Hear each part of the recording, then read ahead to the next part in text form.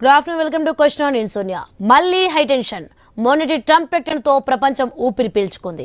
అది అమెరికా ఉపాధ్యక్షుడు JD Vance నిరాశకరమైన ప్రకటనతో టోటల్ గా రివర్స్ అయింది. ఎందుకంటే జేడీ వాన్స్ మాత్రం చర్చల్లో ఎలాంటి నిర్ణయం తీసుకోలేదంటారు. మా కండిషన్లకు ఇరాన్ రెడీగా లేదంటారు. ట్రంప్ మాత్రం మరో రకంగా కామెంట్ చేశారు. ఫస్ట్ ఫేజ్ ట్యాక్స్ లో సక్సెస్ సాధించామంటారు. ఇరాన్ నుంచి వస్తున్న పాజిటివ్ సిగ్నల్స్ మాత్రం అమెరికా గెలుపును గుర్తు చేస్తున్నాయంటారు. ఇలాంటి పరిస్థితుల్లో ట్రంప్ ఫోకస్ మొత్తం హర్ముజ్ పైనే ఉందంటారు.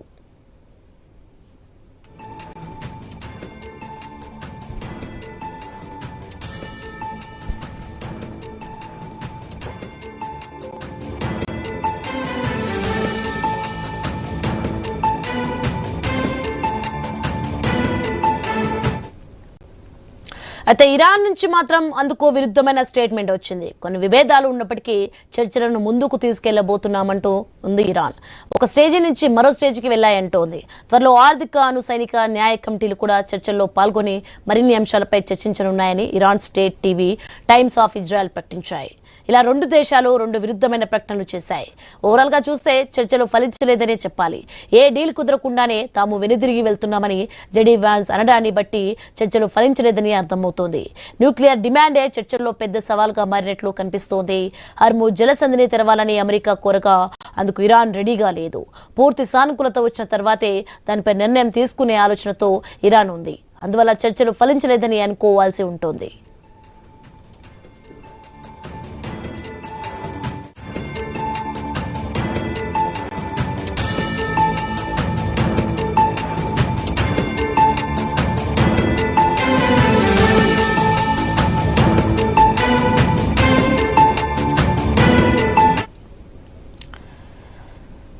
ఇక ఇరాన్ కనుక డీల్ కుదుర్చుకోకపోతే మరింత భారీ స్థాయిలో యుద్ధం చేస్తామని ట్రంప్ గట్టి వార్నింగ్ ఇస్తున్నారు. అంతేకాదు తమ యుద్ధ నౌకలు యుద్ధ విమానాల్లో మరింత పవర్ఫుల్ ఆయుధాలను లోడ్ చేశామని, అవన్నీ ఇరాన్ చుట్టూ ఉన్నాయని ట్రంప్ వార్నింగ్ ఇచ్చారు. ఇప్పుడు డీల్ కుదరలేదు కాబట్టి ఇక అమెరికా యుద్ధం వైపే మొగ్గు చూపే అవకాశాలు కనిపిస్తున్నాయి. అయితే యుద్ధం ప్రారంభిస్తున్నట్లు ట్రంప్ ఇంకా చెప్పలేదు, కానీ అందుకు ఏర్పాట్లన్నీ రెడీగా ఉన్నాయి. అందువల్ల ఇది ప్రపంచానికి మళ్లీ ఉద్రిక్తతను పెంచేలా కనిపిస్తోంది. ఎవరి ఒత్తిడితో ఇరాన్ యుఎస్ చర్చలు జరుగుతున్నాయి? చర్చలంటే ఇజ్రాయెల్కు ఇష్టం లేదా? అమెరికాపై ఇజ్రాయెల్ ఒత్తిడి తీసుకొచ్చిందా? ఇరాన్ శాశ్వత పరిష్కారం కావాలంటుందా? పాక్ మధ్యవర్తిత్వంతోనే చర్చలు విఫలమయ్యాయా? అమెరికా ఇరాన్ ప్లాన్ బి ఏంటి? అమెరికన్ మళ్లీ ట్రిగ్గర్ నొక్కుతుందా? రైట్కి ఇదే అంశానికి సంబంధించి మరింత సమాచారం మా కొలీగ్ శివాని న్యూస్ నుంచి లైవ్ సిద్ధంగా ఉన్నారు. శివాని, చూసిన మొత్తానికి పశ్చిమాసియాలో మళ్ళీ హైటెన్షన్ వాతావరణం నెలకొంది. దీనికి సంబంధించిన అప్డేట్స్ ఏంటి? Right, thank you Sony. So Islamabad వేదికగా అమెరికా ఇరాన్ చర్చలు సక్సెస్ కాలేదని చెప్పొచ్చు. సో 21 hours వరకు ఈ చర్చలు జరిగిందని America vice president JD Vance కూడా ప్రకటించడం జరిగింది. అయితే ఈ చర్చలు ప్రారంభం కాకముందే ఈ చర్చలు సఫలం అవుతుందని అందరూ అనుకున్నారు. ప్రపంచవ్యాప్తంగా ఎవ్రీవన్ థాట్ దట్ ఈ చర్చలు సఫలం అవుతుందని అందరూ ఆశాభావం అయితే వ్యక్తం చేశారు. But at the end of the day success కాలేదని చెప్పొచ్చు. సో ఈ చర్చలు సక్సెస్ కాకపోవడానికి కొన్ని ఫ్యూ రీజన్స్ ఉన్నాయి. అవేంటో ఒకసారి ట్రాక్ చేద్దాం. ఫస్ట్ రీజన్ వచ్చేసి హార్ముజ్ జలసంధి. సో హార్ముజ్ జలసంధి మీద ఇరాన్ పట్టు కోలుకోలేము, ఎట్టి పరిస్థితుల్లో హార్ముజ్ మా కంట్రోల్లోనే ఉంటుందని ఇరాన్ చెప్పడం, కుదరదు అని అమెరికా చెప్పడం, ఇది ఒక main point. And second point వచ్చేసి లెబనాన్. ఆల్రెడీ చర్చలకు ముందైనా చర్చలు జరుగుతున్న టైంలో చర్చలు ముగిసిపోయినప్పటికీ కూడా లెబనాన్ మీద అయితే దాడులు జరుగుతూనే ఉంది. సో లెబనాన్ విషయం కూడా చర్చలు సక్సెస్ కాకపోవడానికి ఒక మెయిన్ రీజన్ అని చెప్పొచ్చు. And then third one is Iran లో ఉన్న అణు కేంద్రాలకు సంబంధించిన చర్చలు కూడా దీనికి సంబంధించి కూడా అసలు ఈ చర్చలు సక్సెస్ కాలేదని చెప్పొచ్చు. సో ఇలాంటి మేజర్ 3 రీజన్స్ తో పాటు ఇంకొన్ని రీజన్స్ ఉన్నాయి. ఈ రీజన్స్ వల్ల ఈ చర్చలు సక్సెస్ కాలేదని చెప్పొచ్చు. సో ఇప్పుడు ఓకే, చర్చలు అనేది అయిపోయింది, బట్ వాట్ నెక్స్ట్ అనే క్వశ్చన్ రేజ్ అవుతుంది అందరిలో కూడా. So America and Iran plan B ఏంటి? ఆల్రెడీ ప్లాన్ బి తో రెడీగా ఉన్నారా వాళ్ళు? ఇక్కడ చర్చలు జరుగుతుండగానే అమెరికా తన పని తను చేసుకుంటూ వెళ్ళిపోతుంది. హార్ముజ్ జలసంధి చుట్టూ ఏవైతే సీ మైన్స్ ఉన్నాయో వాటిని తొలగించడానికి అన్ని ఏర్పాట్లు కూడా కంప్లీట్ అయిపోయిందని చెప్పొచ్చు. సో అక్కడ కూడా ఒక ఆల్టర్నేట్ వే కూడా స్టార్ట్ చేయబోతున్నారన్న ఒక సమాచారం అయితే అందుతోంది. సో ఏంటి Iran and America plan B ఏంటి? మళ్ళీ యుద్ధం అవుతుందా అన్న క్వశ్చన్స్ అయితే రేజ్ అవుతున్నాయి. సో ఇదే అంశానికి సంబంధించి మాట్లాడడానికి మనతో పాటు జాయిన్ అయ్యారు దుర్గా ప్రసాద్ గారు, రిటైర్డ్ ఆర్మీ కర్నల్, అండ్ అలాగే వీరశేఖర్ గారు, విశ్లేషకులు. వాళ్ళిద్దరితో మాట్లాడే ప్రయత్నం అయితే చేద్దాం. సో దుర్గా ప్రసాద్ గారు, గుడ్ ఆఫ్టర్నూన్ అండి. మనం సిచ్యువేషన్ చూస్తున్నాము. ఎవ్రీవన్ థాట్ ఈ చర్చలు సక్సెస్ అవుతుంది అండ్ ప్రాబ్లమ్స్ అన్ని సాల్ట్ అవుట్ అయిపోతుందని అనుకున్నారు. But end of the day అయితే సక్సెస్ కాలేదని మనం చూస్తున్నాము. సో మెయిన్ రీజన్స్ ఏమై ఉండొచ్చు అంటారు? మెయిన్ రీజన్స్ అండి, ఫస్ట్ అండ్ ఫార్మోస్ట్ వీళ్ళు ఇద్దరు ఒక దగ్గర వచ్చారు, అదే పెద్ద గొప్ప ఇదన్నమాట. అది కాకుండా ఇంకోటి ఏమైందంటే మన మన సారీ మధ్యలో నా కాల్ వచ్చింది. ఇట్స్ ఓకే, మళ్ళీ చెప్పండి, స్టార్టింగ్ నుంచి చెప్పండి. ఈ ఫస్ట్ స్టేజ్ లోపల ఎప్పుడు ఎవరు అనుకోరండి సక్సెస్ఫుల్ అవుతుందని. కానీ ఏంటంటే ఇప్పుడు 10 డిమాండ్స్ ఇరాన్ ఉండేవి, 15 డిమాండ్స్ అమెరికా ఉండేవి. వాటన్నిటిని వదిలేసి ఫైనల్ గా మీరు చెప్పినట్టు 3 ఫైనల్ దీనికి వచ్చారనమాట. వీటన్నిటి లోపల ఈ 3 ఇరాన్ దగ్గరకు వచ్చేప్పటికి particular 2 issues. That is total control of Hormuz. The other one is వాళ్ళ న్యూక్లియర్ ఏదైతే ప్రోగ్రామ్ ఉందో అది పర్సూ చేయడానికి. ఇంకోటి లెబనాన్ ఓవరాల్ అంటే ఆ cease fire it will be applicable to the complete regional area అని. దీస్ ఆర్ ద 3 ఇష్యూస్ అండి. కానీ ఈ 3 ఇష్యూస్ అంటే మిగిలినవన్నీ సెటిల్ అయ్యానంటే కాదండి. ఇప్పటికి కూడా technical teams from Iran side also and American side also. American బృందం లోపల దాదాపు 300 మంది స్పెషలిస్ట్ వచ్చారండి. అదేవిధంగా ఇరాన్ నుంచి కూడా దాదాపు 70 మంది స్పెషలిస్ట్ వచ్చారు. వాళ్ళు ఇప్పుడు సైడ్ లైన్స్ లోపల వాళ్ళు మాట్లాడుతున్నారు. అందువల్ల దానికి ఫర్దర్ ఏమన్నా డెవలప్మెంట్ లో మనం వెయిట్ చేయాల్సి ఉంటుంది. ఈ మధ్యలో ఏమైందంటే ఐఆర్జీసీ క్లియర్ కట్ గా చెప్పింది, మేము ఇక్కడ సివిలియన్ వెజల్స్ ని మాత్రమే పర్మిట్ చేస్తామని. కానీ America water happened they sent to mine the clearing the what call the military naval the aircraft. And ground లోపల ఏంటంటే as of now they are appear to be working over there. ఎందుకంటే ఇది ఇటువంటి ఇది ఉత్తేజనం చేసే ఇది అయితే things can go wrong. Durgaprasad గారు, చర్చలు జరుగుతుండగానే అమెరికా తన ప్లాన్ బి ని ఆల్రెడీ ఇన్వాల్వ్ చేసేసిందని చూడొచ్చు అంటారా? ఆ విధంగా అమెరికా ఏంటంటే అండి, మీరు అన్నట్టు అదే ప్లాన్ బి ఏముందని. ప్లాన్ బి లోపల ఆల్రెడీ ట్రంప్ ఏం చెప్పాడు, మిమ్మల్ని ఇంతకుముందు ఎట్లా కొట్టాం అంతకంటే పెద్ద పెద్ద ఆయుధాల మంది తయారు పెట్టుకుని అయితే మళ్ళీ మేము కొడతామని అంటున్నారు. దీని లోపల ఏమైందంటే ఇంకోటి ఫస్ట్ టైం హీ మెన్షన్, ఎందుకంటే హోర్మస్ జల్సన్ నుంచి దాదాపు 89% ఆఫ్ ఆయిల్ ఏదైతే వస్తుందో it is for Asian countries అండి. They are at the receiving end as of now. అందువల్ల ఏంటంటే స్పెసిఫిక్ గా మెన్షన్ చేశాడనమాట, China and India both are the affected. అందువల్ల ఈ నేవల్ బ్లాకెట్ మేము పెడుతున్నామని. ఆల్రెడీ బ్లాకెట్ లాగానే ఉంది కదండి. Say as Iran is concern they not been permitting not more than 15 ships కంటే మేము పర్మిట్ చేయమన్నారు. అది కాకుండా కొన్ని దేశాలు ఏంటంటే అది $2 మిలియన్ టోల్ అది కూడా ఇచ్చి కొన్ని దేశాలు యూజ్ చేసుకుంటున్నాయి. అందువల్ల ఏంటంటే ఇది స్టేట్స్ ఆఫ్ హోర్ముజ్ మీద ప్రస్తుతం ఉన్న ఆధిపత్యం అంతా ఇరాన్ చేతిలో. దుర్గాప్రసాద్ గారు, ఇప్పుడు ఇరాన్ విషయానికి వస్తే ఇరాన్ క్లియర్ గా ఒక విషయం అయితే చెప్తుంది, మేము ఎక్కడెక్కడ సీ మైన్స్ పెట్టామో మాకే అర్థం కావట్లేదు, ఆ లెక్కలన్నీ తప్పిపోయాయి అన్నట్టుగా ఇరాన్ అయితే చెప్తుంది. ఇది కావాలని అలా ప్రకటించారా, లేకపోతే నిజంగానే సీ మైన్స్ ఎక్కడ ప్లేస్ చేశారో అన్న విషయం వాళ్ళు మర్చిపోయి ఉంటారా? ఇవన్నీ చాలా ఇది క్లిష్టమైన ప్రశ్న అండి. ఎందుకంటే ల్యాండ్ మైన్స్ ఏవైతే ఉన్నాయో అవి నేను అంటే జమ్మూ అండ్ కాశ్మీర్లో సర్చ్ చేసినప్పుడు కూడా చూశాను. మీరు ఒక దగ్గర పెట్టిన తర్వాత స్నోఫాల్ తర్వాత ఇక్కడికి షిఫ్ట్ అవుతాయి. అదేవిధంగా సీ లోపల కూడా అండర్ కరెంట్స్ ఉండొచ్చు. అందువల్ల అవి షిఫ్ట్ అది అయితే ఇట్స్ ఏ వెరీ వెరీ అన్నిటికంటే డేంజరస్ కైండ్ ఆఫ్ మిషన్ అండి. దాన్ని వాళ్ళు అమెరికా వాళ్ళు ఎట్లా సాధించగలుగుతారో అంటే it is not as for as Iran is concern. వాళ్ళు సోవియట్ రష్యా కోఆర్డినేషన్తో పాస్ట్ 10-15 ఇయర్స్ ఇవన్నీ పెట్టారండి. ఎప్పుడు కావాలంటే అప్పుడు మేము స్టేట్స్ ఆఫ్ హోర్ముజ్ ని వీ కెన్ చోక్ అని. అందువల్ల ఏంటంటే ఆ చోక్ పాయింట్స్ అవన్నీ పెట్టుకున్న తర్వాత if they fail the ignorance, దీని లోపల అన్నికంటే డేంజర్ ఏమవుతుందంటే ఎందుకంటే ఇరాన్ దే సెట్కే ఏదో మాకే తెలియట్లేదు ఎక్కడుందో అని. ఇప్పుడు అమెరికన్ డిస్ట్రాయర్స్ లోపల ఏవైతే మైన్ స్వీపింగ్ వెజల్స్ ఉన్నాయో వాటికి ఏమైనా డ్యామేజ్ అవుతుంటే it will again escalate the already heated situation అండి. అందువల్ల ఏంటంటే ఇది నేవల్ బ్లాకేడ్ ఇవన్నీ ఏంటంటే ఇంకా ఫర్దర్ ఇవయ్యే సూచనలు ఉన్నాయి. మనం ఏంటంటే ఇది టెక్నికల్ టీమ్స్ ఏవైతే అక్కడ ఇంకా మాట్లాడుతున్నాయో వాళ్ళు ఏదన్నా అంటే టెంపరీగా ఏదన్నా 15 రోజుల లోపల చేయగలుగుతారు. అదొక ఇవ్వండి. ఓకే, సో శేఖర్ గారు మీ ఒపీనియన్ తీసుకుంటాం, కానీ ఒక షార్ట్ బ్రేక్ తర్వాత క్వశ్చన్ అవర్ లో షార్ట్ బ్రేక్ తీసుకుందాం. సో వీరశేఖర్ గారు, ఇప్పుడు మీరు చెప్పండి, సిచ్యువేషన్ ని మనం చూస్తున్నాము. లైక్ ఆల్మోస్ట్ అయితే ఈ చర్చలు ఫెయిల్ అయిపోయింది, కానీ ఈ చర్చలు ఫెయిల్ అయిపోవడానికి ఒక మెయిన్ రీజన్ పాక్ అయి ఉండొచ్చన్న విశ్లేషణ కూడా బయటకు వస్తున్నాయి. సో ఏం చెప్పాలనుకుంటున్నారు దీని గురించి?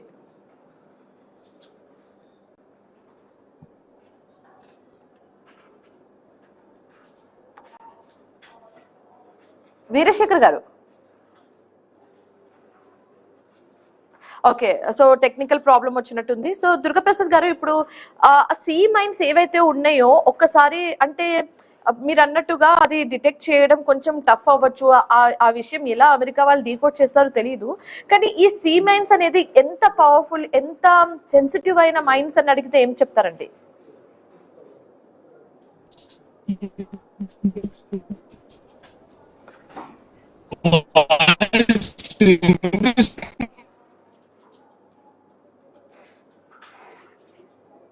Right, okay, so technical problem ఉన్నట్టుంది, విల్ మూవ్ ఆన్.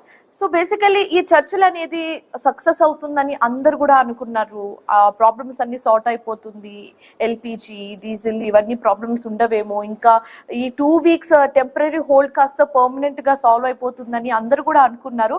కానీ at the end of the day అది సక్సెస్ కాలేదు. దానికి చాలానే రీజన్స్ ఉన్నాయి, అండ్ అందులో one of the most important reasons is Hormuz అని చెప్పొచ్చు. హార్ముజ్ జలసంధి చుట్టే ఈ యుద్ధం ఇప్పుడు నడుస్తుంది.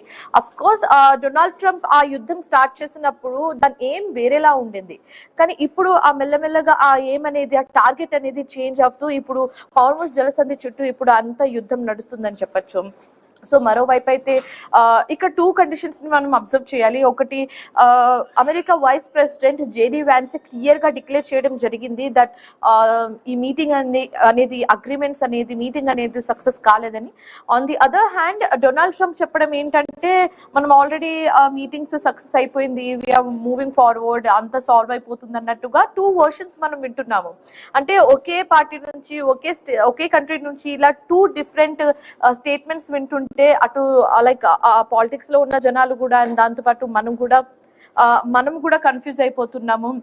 సో చూడాలి ఈ టెంపరీ క్లోజ్ అనేది ఉంటుందా, టెంపరీ బ్రేక్ అనేది ఉంటుందా, లేకపోతే పర్మనెంట్ బ్రేక్ వరకు దారి తీస్తుందా అనేది చూడాలంటే కొన్ని రోజులు వెయిట్ చేయాలి. మరిన్ని డీటెయిల్స్ అయితే ట్రాక్ చేద్దాం. షార్ట్ బ్రేక్ తర్వాత చూస్తూనే ఉండండి ఐ న్యూస్.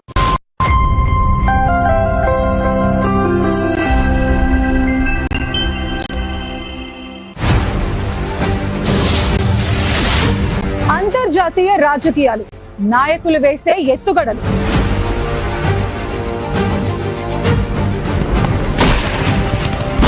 ప్రపంచంలో జరిగే యుద్ధాలు, వ్యూహాలు, ఒప్పందాలు,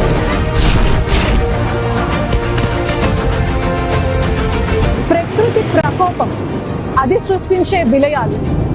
ఓ మై గాడ్, అంతర్జాతీయ వార్తల సమగ్ర సమాహారం ఒకే చోట, ఒకే బులెటిన్ లో. నిజాన్ని మాత్రమే చెప్పే ఇది నిజం. సోమవారం నుండి శనివారం వరకు ప్రతిరోజు రాత్రి 8:30 me I news. Stock market లోకి ఎప్పుడు ఎంటర్ అవ్వాలి? మ్యూచువల్ ఫండ్, గోల్డ్లలో దేంట్లో ఇన్వెస్ట్ చేయాలనుకుంటున్నారు? ఫైనాన్షియల్ గైడెన్స్ కావాలనుకుంటున్నారా? సోమవారం నుండి శుక్రవారం వరకు ఉదయం 8:30 మీ ఐ న్యూస్ లో చూడండి. మార్కెట్ పర్స్, మీ అన్ని సందేహాలకు సమాధానం దొరుకుతోంది. కాల్ చేయాల్సిన నెంబర్స్ 7288889933, 04048574964.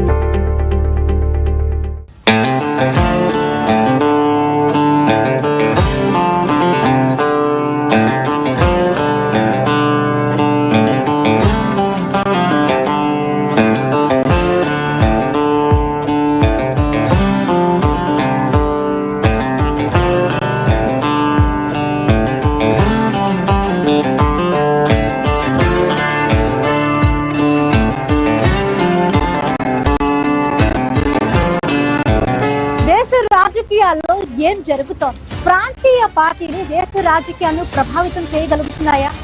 ఎవరి గెలుపు వెనుక ఎవరి వ్యూహం ఉంది? పొత్తుల పంచాయతీల్లో ఎవరి పంచం నగ్గుతుంది? ఐ ఫోకస్ ప్రతిరోజు రాత్రి 9:30 ఈ ఐ న్యూస్ లో. ఏ దిక్కు లేని వాడికి దేవుడే దిక్కు అంటారు. అలాంటి ఎందరో అభాగ్యులను ఆదరిస్తున్న అమ్మ నాన్న అనాథాశ్రమం దగ్గర ఈ రోజు మనం ఉన్నాం. అందరినీ వాకింగ్ కి తీసుకెళ్తారు, మార్నింగ్ స్నానాలు చేయించడం అంతా కూడా మీరే చూసుకుంటారండి? మేమే స్నానాలు చేయించు, బట్టలు వేయించు, వాకింగ్ పంపిస్తాం.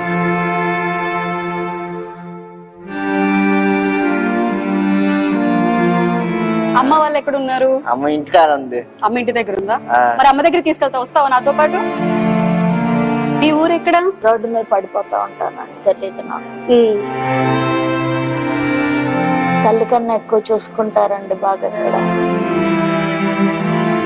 వీళ్ళకి ఏం తెలియదు మేడం. స్నానాల కాడ నుంచి స్నానాలు, బట్టలు ఎట్లా వేసుకోవాలో కూడా తెలియదు. వాళ్ళ పర్సనల్ ప్రాబ్లం, పీరియడ్ కానీ ఏదైనా కానీ అసలు ఏం తెలియదు మేడం.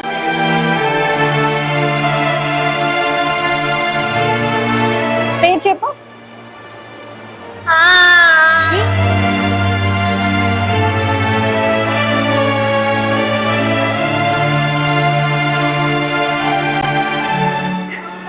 అమ్మ కావాలా? ఎక్కడుందా అమ్మ? నీకు తెలుసు నేనేనా మీ అమ్మ? మరి వచ్చేస్తావు నాతో పాటు?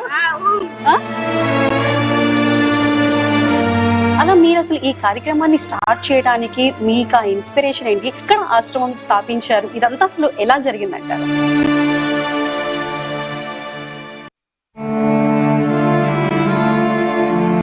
ఐదు సంవత్సరాల ఏజ్ లో వచ్చిన ఆలోచన అండి ఇది. దిక్కు లేని వారికి ఎవరండి దిక్కు? దేవుడే దిక్కు. దేవుడే, సాక్షాత్తు ఆ పరమశివుడే. నేను 5 సంవత్సరాల్లో ఉన్న ఏజ్ లో వచ్చిన ఆలోచన మళ్ళీ 2010లో మళ్ళీ పిలిపి వచ్చింది, సమయం వచ్చింది, సందర్భం వచ్చింది. 2010 నుంచి ఇప్పటి వరకు ఒక్కరితో మొదలు పెట్టిన వాళ్ళని ఈ రోజు 100 మంది అనాథలు ఉన్నారండి. నీతి నిజాయితీగా ధర్మంగా కష్టపడి చేస్తున్నాను. నేను నిజంగానే ఈ సేవలో దిగిన తర్వాత నాకు మంచి సాటిస్ఫాక్షన్ ఇచ్చింది. నేను దీనికోసమే కదా నేను ఈ సేవ కార్యక్రమం స్టార్ట్ చేశాను అని మీ మనసుకి తృప్తి కలిగిన ఒక ఇన్సిడెంట్ చెప్పగలుగుతారా? రోజు కొన్ని 100 మందిని తీసుకొచ్చి మంచి చేయాలనే కోరిక నాకు. కానీ ఇలా ఇంతమందిని కాపాడిన సంతోషం.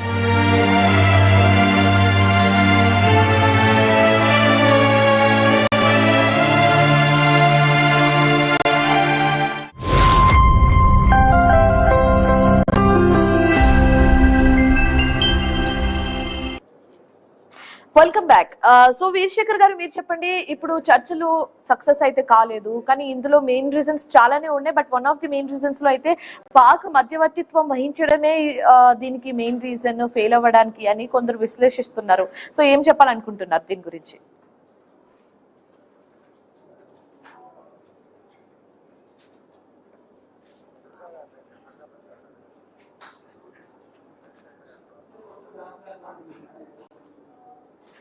Okay, right. సో మనం చూస్తున్నాము 2 వర్షన్స్ కూడా, ఇరాన్ వర్షన్ విన్నాము మనం, అండ్ అమెరికా వర్షన్ కూడా చూస్తున్నాము. సో ఈ 2 డిఫరెంట్ వర్షన్స్ ని ఎలా మనం తీసుకోవాలన్న క్వశ్చన్ కూడా రేజ్ అవుతుంది. సో దుర్గాప్రసాద్ గారు, మీరు చెప్పండి. యాక్చువల్లీ పాక్ మధ్యవర్తిత్వం వహించడం వల్లనే ఈ మీటింగ్ అనేది ఫెయిల్ అయిందని కొందరు చెప్తున్నారు. ఏం చెప్పాలనుకుంటున్నారు దీని గురించి? అంటే the very fact that Pakistan could bring these people together, both adversaries, that itself is a good thing అండి. అంటే మనం అంటే we may be the enemies of Pakistan, కానీ ఏంటంటే పాకిస్తాన్ ముందుకొచ్చి చేసింది అంటే 2 ఇరాన్ వాళ్ళు వచ్చారు, దాంట్లో అమెరికన్స్ వచ్చారు, కూర్చున్నారు, మాట్లాడారు, ఇంకా టాస్క్ కూడా నడుస్తున్నాయి. మనం అంటే పాకిస్తాన్ ఫెయిల్యూర్ అని అనుకోవడానికి వీలేదండి. ఇంకొకటి ఏంటంటే ఈ మధ్యలో పాకిస్తాన్ దాదాపు 13,000 మంది ట్రూప్స్ని, అది కాకుండా దాదాపు 18 ఎయిర్ క్రాఫ్ట్స్ని మన సౌదీ అరేబియాకి పంపిందనమాట. సౌదీ అరేబియాకి ఇరాన్కి మధ్యలో ఆల్రెడీ యుద్ధం లాగానే, అంటే Iran has been hitting facilities in Saudi Arabia. ఈ మధ్యలో ఏమైందంటే పాకిస్తాన్ సెంట్ ది 13,000 ట్రూప్స్, అది కాకుండా ఎయిర్ క్రాఫ్ట్స్ అవన్నీ టు అపోల్డ్ ఏంటంటే వాళ్ళిద్దరి మధ్య ఒక ట్రీటీ ఉందన్నమాట. ఎవరికి ఒకళ్ళ మీద అటాక్ చేసినా కూడా ఇంకోటి సహాయానికి రావాలని. Pakistan is been telling that. కానీ ఏంటంటే unfortunately at a wrong moment sent. ఎందుకంటే ఇరాన్ వాళ్ళు ఇక్కడే ఉన్నారు, అమెరికన్స్ ఇక్కడే ఉన్నారు. ఈ మధ్య లోపల పాకిస్తాన్ సెంట్ అబౌట్ 30,000 ట్రూప్స్, అది కాకుండా air crafts for defending the Saudi Arabia. అంటే ఇఫ్ ఇన్ కేస్ ఎస్కలేషన్ అయ్యి మళ్ళీ స్టార్ట్ అయితే మనం ఈ చర్చలు మొదలు కాకముందు నుంచి ఒకటే విషయం మనం మాట్లాడుతున్నాం. అదేంటంటే ఇరాన్ పెట్టిన ఎంతో కొంత కండిషన్స్, లెట్స్ సే ఒక 10 కండిషన్స్ అయినా అమెరికా ఒప్పుకుంటుంది అండ్ ఒప్పుకునే సిచ్యువేషన్ లో కూడా ఉంది అని అనుకున్నాం. దీని గురించి ఎంతసేపు మనం ఇరాన్ పెట్టిన కండిషన్స్ గురించి మాట్లాడుకున్నాం. కానీ ఇక్కడ ట్విస్ట్ ఏంటంటే ఇప్పుడు ఈ మీటింగ్ ఫెయిల్ అవ్వడానికి మెయిన్ రీజన్స్ అమెరికా పెట్టిన కొన్ని కండిషన్స్ ని ఇరాన్ ఒప్పుకోలేదని. సో అమెరికా పెట్టిన కండిషన్స్ ఏవై ఉండొచ్చు? బేసిక్ గా కండిషన్స్ వచ్చేటప్పటికి everything revolves around nuclear enrichment and using it for the peaceful or the defence purposes అండి. ఎందుకంటే ఇప్పుడు న్యూక్లియర్ నాన్ ప్రొలిఫరేషన్ ట్రీటీ ఒకటి ఉంది, దాన్ని ఇరాన్ హ్యాస్ సైన్ అన్నమాట. అందువల్ల వాళ్ళు ఏమంటున్నారంటే మేము పీస్ కోసం మేము యూజ్ చేస్తామని. కానీ ఆ పీస్ కోసము లేకపోతే వార్ కోసము అనేది it's impossible to find out అనమాట.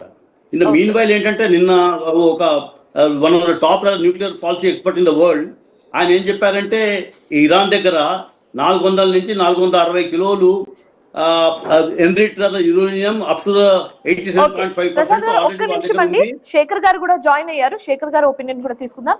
సో శేఖర్ గారు, ఓకే ఇప్పుడు ఈ మీటింగ్ అనేది అగ్రిమెంట్స్ అనేది ఫెయిల్ అయింది, ఓకే దీన్ని పక్కన పెట్టేస్తే ఫర్దర్ గా ఏంటి, ఫ్యూచర్ ఏంటి, Iran and America plan B ఏంటి అని అడిగితే ఏం చెప్తారండి?